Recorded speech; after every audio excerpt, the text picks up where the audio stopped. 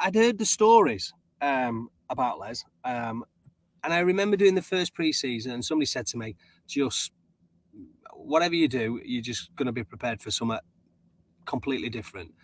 I think the first day we did a 10-mile run from Prenton somewhere and back. The run was disgusting.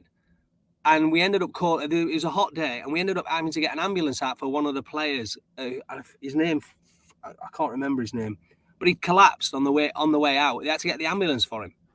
Right, the next day we were down at the sand dunes, and then the next day after we were doing 800-meter runs around the athletics track, and I'm thinking, what is this? You won't get away with it these days. Well, I'm saying you won't get away with it. Things have moved on slightly, but again. It's an interesting approach.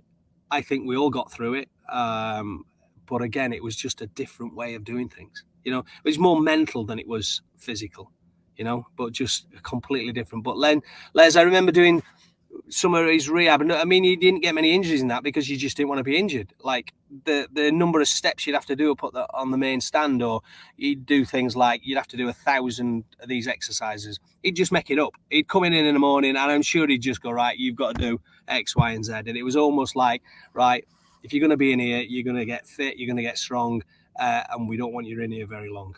But he was a clever fella, and I've seen him since. I've bumped into him a few times when I've been at Man United. I've not seen him for a couple of years, but I'm not sure whether he's still there in a performance manner. But yeah, he was a genuine character.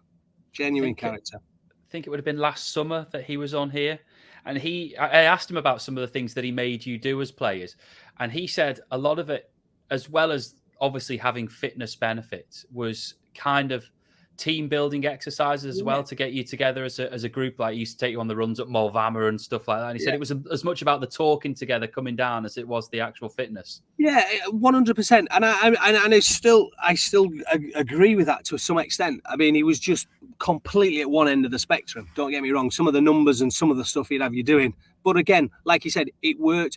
It did give you some level of mental toughness. I won't disagree with that. And when you're at that level and you're fighting and the 1% make a difference, then if you've got that mental strength, and I do get it. And, I'm a big believer in that when you're injured, you've got to work hard, if not harder than when you're playing and fit, because, you've got to get back and prove yourself. So I've taken some of what, not so much the structure of what he does, but actually some of the reasoning behind what he does has stayed with me. So, yeah.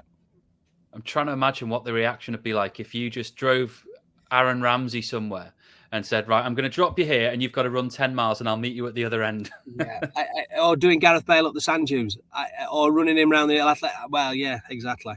But at the time, it worked, and we had a good set of players who actually were, we didn't have any egos in that dressing room. There were no people that you thought, they weren't going to do it.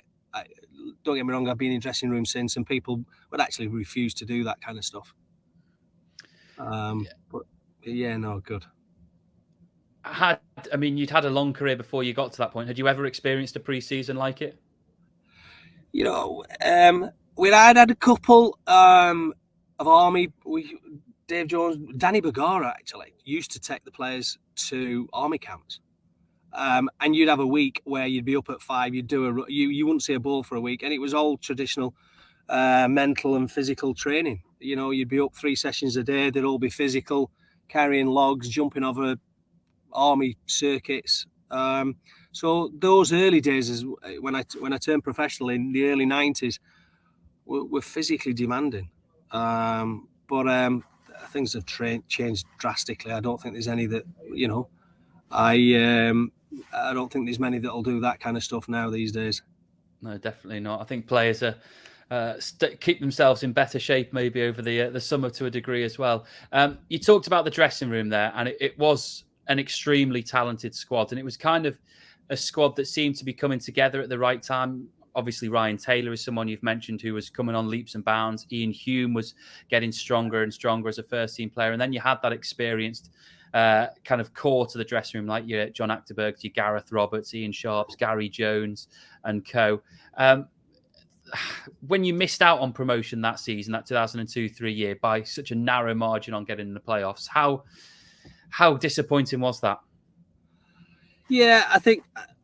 Listen, I think when you miss out on the fact it was maybe a goal, when you look at it, like you said, that one goal for Cardiff, that equaliser in the 90th, and you think, wow, that's how close you get. All that hard work, 80 points, like you said, unbelievable total of points, and not to get into the playoffs. And for a team that had got such experience and probably would have quite easily succeeded and held their own in the championship, because we'd all played there.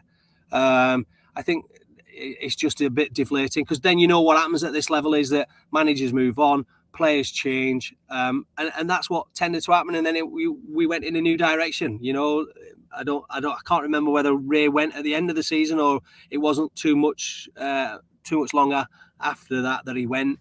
And then you get Brian Little comes in, and he wants to change, and he wants to go in a different direction, whether that's from a financial reason, but like all managers, they want to put their stamp on it.